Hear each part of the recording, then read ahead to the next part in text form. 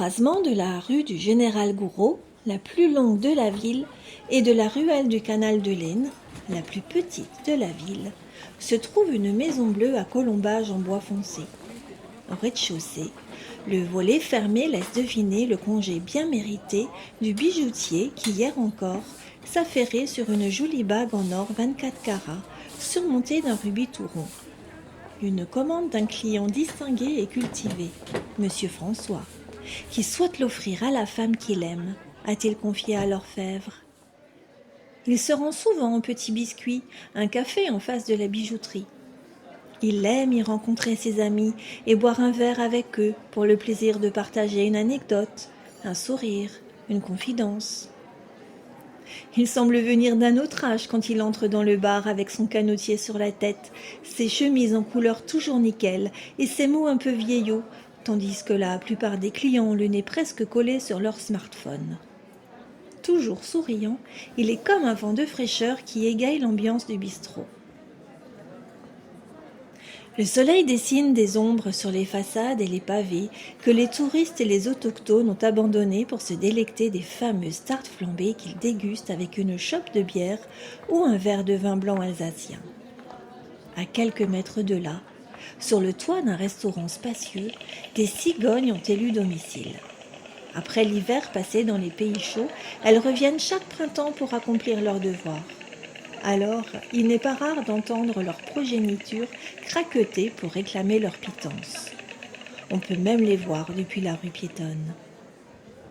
Par une petite fenêtre du premier étage de la Maison Bleue, on peut apercevoir un plafond rouge aux poutres apparentes.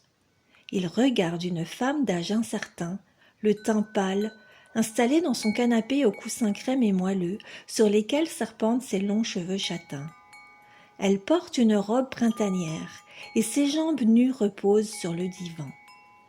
Un Flaubert entre les mains, elle parcourt de ses yeux ombrageux la vie d'Emma qui, lui semble-t-il, ressemble un peu à la sienne. Elle aime se retrouver dans la vie des femmes passionnées si bien dépeintes par ses auteurs préférés. Elle les considère comme des amies et pourrait presque leur parler, ce qui arrive parfois la nuit dans ses rêves. Un jour, en plein milieu de l'été, Madame Schmidt se sent d'humeur à laisser reposer son livre et à sortir de chez elle pour prendre un peu le soleil en marchant sur les remparts de la ville.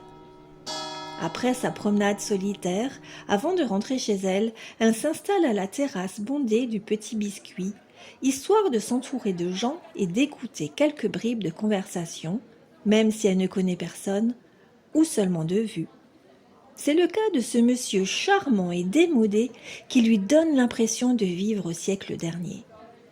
Intriguée par ce personnage désuet qui lui dit toujours « Bonjour, madame !» d'un air enjoué en lui souriant et en soulevant son chapeau, elle lui remarque ce jour-là un air préoccupé.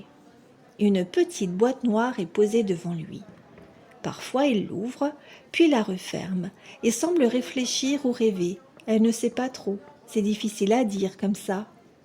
Soudain, il sort une bague de la boîte et pour mieux l'observer, il la tend en l'air comme pour la montrer au soleil.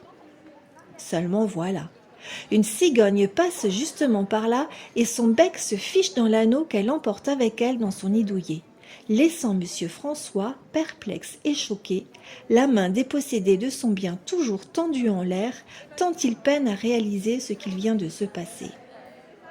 Lorsqu'il reprend ses esprits, il décide dans sa grande sagesse de prendre cet événement comme un signe du destin. Alors, il rentre à son domicile, emportant avec lui son amour secret. Madame Schmidt, amusée par l'incident, termine son café puis retrouve son canapé et son roman en se disant que, vraiment, parfois, la réalité dépasse la fiction. Elle ne saura jamais que la bague au rubis lui était destinée. Drôle de vie.